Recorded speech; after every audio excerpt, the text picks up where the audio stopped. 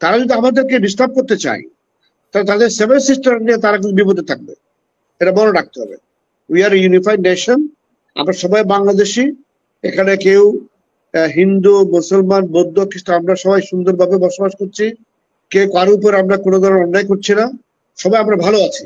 আমি লাস্ট কথাটা বলতে চাই, নির্বাচন হইতে হবে, আশা করি ডিসেম্বর জানুয়ারির মধ্যে একটা নির্বাচন হবে, কিন্তু তার আগে ন্যূনতম যেগুলো সংস্কারের কাজ এইগুলো যদি আমরা না করে নির্বাচন তাড়াতাড়ি করে শেষ করে দিয়ে একটা নির্বাচন সরকার হাতে ক্ষমতা হস্তান্তর করে দেওয়া হয়, ধারণা করা যাচ্ছে যায় যে এই সংস্কারের কাজগুলো বাধাগ্রস্ত হবে, যেখানে বিএনপি ইজ অলসো পার্ট।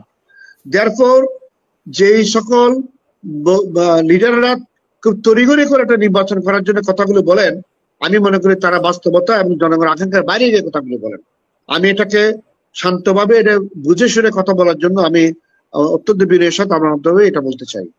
প্রথমত হলো যে ভারত সরকার এবং ভারত মিডিয়া দুটো একটা আলাদা জিনিস। মিডিয়ার একটা আলাদা রোল আছে, তারা তাদের মধ্যে, ভারত যেহেতু একটা বিশাল রাষ্ট্র, প্রায় 100 কোটির উপরে তাদের জনগণ, এবং তাদের ভারতের মিডিয়াটাও প্রোপাগান্ডা করতেই পারে মিডিয়ার বিষয়টা, কিন্তু গভর্নমেন্ট থেকে যেটা বলা হচ্ছে, আমাদের বক্তব্য হলো ভারতের মিডিয়ার মধ্যে ফার্স্ট লাইন যেটা মিডিয়া, তারা কিন্তু বাংলাদেশকে নিয়ে এরকম মিথ্যা প্রোপাগান্ডার মধ্যে তারা জড়িত নাই। ওই ভারতের কিছু কিছু মিডিয়া যারা আমি মনে করি যে ভারতের স্বার্থও তারা দেখছে না, যে সকল বিষয়গুলো নিয়ে তারা আমাদের সম্পর্কে কথা বলছে, এই কথাগুলোর মধ্যে বস্তুনিষ্ঠ কথা নয়, ফলে আমরা সেগুলোকে আমলে না নিলেই পারি। Absolutely we should avoid, this is number 1।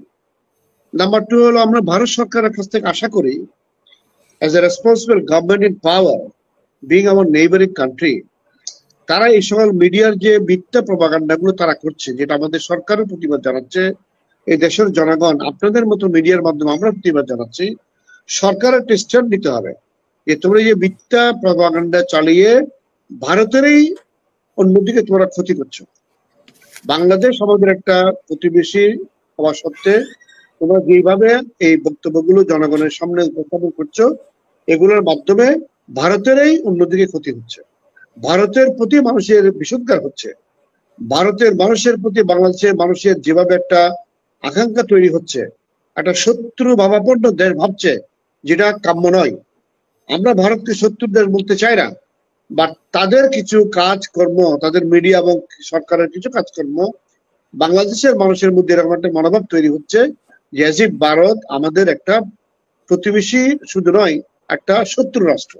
এটা আমরা বলতে চাই না, বাট পরখ করে অন্যদিক থেকে এটা বলার মতো অবস্থা সৃষ্টি হয়ে যাচ্ছে। সুতরাং ইন্ডিয়ান গভর্নমেন্টকে এটা সিরিয়াসলি দেখতে হবে। আমি কারণ হাসিনার সাথে একমত, তারা যদি আমাদেরকে ডিস্টার্ব করতে চায় তাহলে তাদের সেভেন সিস্টার নিয়ে তারা কিন্তু বিপদে থাকবে, এটা মনে রাখতে হবে।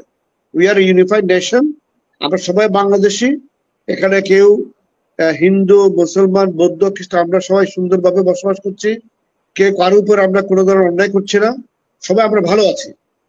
কিন্তু প্রতিবেশীরা যে মনে করে যে আমরা এখানে সংখ্যালঘু বলে হিন্দুদের উপরে কোনো অত্যাচার করছি, এটা কিন্তু রাষ্ট্রীয় পলিসি নয়, আমাদের সামাজিক রীতিনীতির মধ্যে নয়। বরঞ্চ ইন্ডিয়াতে মুসলমান এবং অন্য জনগোষ্ঠীর উপরে যে অত্যাচারগুলো ভারতের জনগণ কোনো কোনো সময় করে, আপনি দেখেছেন মিডিয়াতে কদিন ধরে যাচ্ছে, নামাজ পড়তেছে রাস্তার উপরে, পুলিশ তার লাথি মেরে তার বের করে দিচ্ছে ঘর থেকে। মানে এরকম অসংখ্য উদাহরণ দিতে পারে, যেগুলো আপনার এই সংক্ষিপ্ত পরিচয় বলা যাবে না। বরঞ্চ আমি মনে করি এগুলো ভারত সরকারকে খেয়াল রাখতে হবে। জাতিসংঘের ব্যাপারে সেনাবাহিনীকে জড়িয়ে যে বক্তব্য দেওয়া হচ্ছে, একটা জিনিস বলে রাখি, জাতিসংঘের হেডকোয়ার্টারে আমাদের সেনাবাহিনীর একটা টিম কাজ করে। ওখানে department of peace keeping operation যেটা আছে, under secretary general to the peace keeping ডিপার্টমেন্টের, সেখানে আমাদের সশস্ত্র বাহিনীর মধ্য থেকে একটা টিম সেখানে কাজ করে। It's a basically liaison headquarter with the United Nations and the host country. আমাদের সশস্ত্র বাহিনী থেকে অনেক করেসপন্ডেন্স জাতিসংঘের ডিপার্টমেন্ট অফ পিস কিপিং অপারেশনে প্রেরণ করে, এবং এটা দীর্ঘদিন ধরে প্র্যাকটিস চালু আছে। সুতরাং সরকারকে বাইপাস করে করে এমন নয়। অর্থাৎ পৃথিবীর বহু দেশে যেখানে সশস্ত্র বাহিনী ডিপ্লয়েড আছে, এই ডিপ্লয়মেন্টের ব্যাপারে কোথায় কখন ডিপ্লয়মেন্ট হচ্ছে, কোথায় প্রত্যেকে কখন উইথড্র করা হবে ইত্যাদি বিষয়ে সশস্ত্র বাহিনীর মাধ্যমে জাতিসংঘের সদর দপ্তরে আমাদের যে টিম আছে তাদের সাথে যোগাযোগ, এবং সেই যোগাযোগের মাধ্যমে ডিপার্টমেন্ট অফ পিস কিপিং অপারেশনের মাধ্যমে আমাদের হিজ এক্সেলেন্সি সেক্রেটারি জেনারেলের কাছে এই সকল তথ্যপত্র উপস্থাপন করা হয়, so that it easy to make a decision in your headquarter.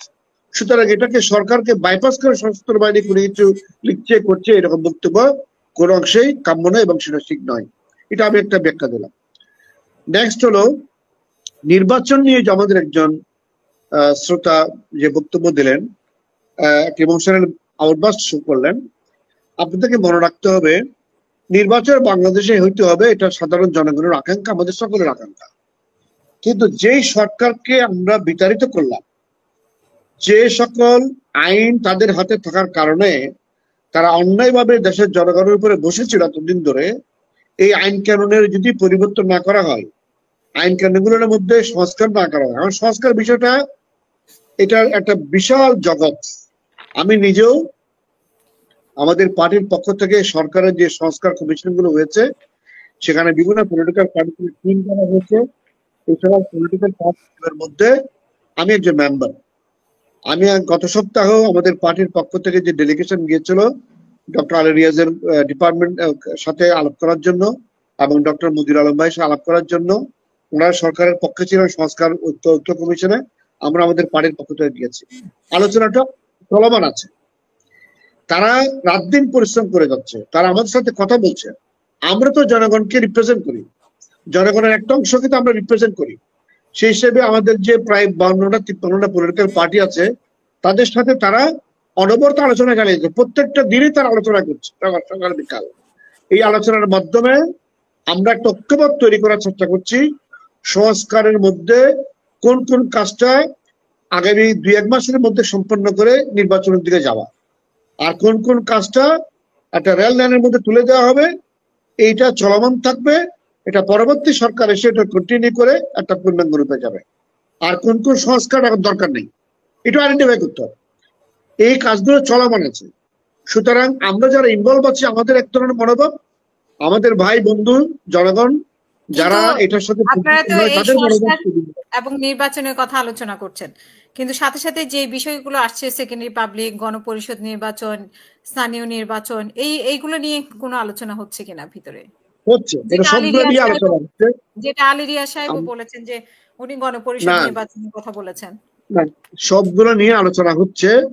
গণপরিষদ অর্থাৎ একটা কনস্টিটিউয়েন্ট অ্যাসেম্বলি করার জন্য একটা পার্টির পক্ষ থেকে বলা হয়েছে, এটা সকল পার্টির থেকে বলা হয়নি। এখন এটা সকল পার্টির থেকে না বলা হলে একটা পার্টি বলেছে একটা স্বাধীন দেশে তার বলার অধিকার আছে, তারাও একটা জনগণ একটা অংশকে রিপ্রেজেন্ট করে, তারা বলেছে ফাইন।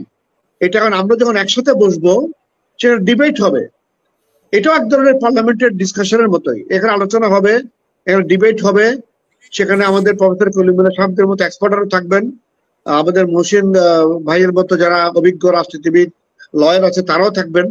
আমরা সবার মধ্যে আলোচনা করে যৌক্তিকভাবে যেগুলো গ্রহণযোগ্য হয় সেগুলো গ্রহণ করে সংস্কারের রাস্তা তুলে দেওয়া হবে, আর যেগুলো গ্রহণযোগ্য হবে না সেগুলো হয়তো পরবর্তী আরো আলোচনার জন্য রেখে দেওয়া হবে। আমি লাস্ট কথাটা বলতে চাই, নির্বাচন হইতে হবে, আশা করি ডিসেম্বর-জানুয়ারির মধ্যে একটা নির্বাচন হবে, কিন্তু তার আগে ন্যূনতম যেগুলো সংস্কারের কাজ এগুলো যদি আমরা না করে নির্বাচন তাড়াতাড়ি করে শেষ করে দিয়ে একটা নির্বাচন সরকার হাতে ক্ষমতা হস্তান্তর করে দেওয়া হয়, ধারণা করা যাচ্ছে যে এই সংস্কারের কাজগুলো বাধাগ্রস্ত হবে।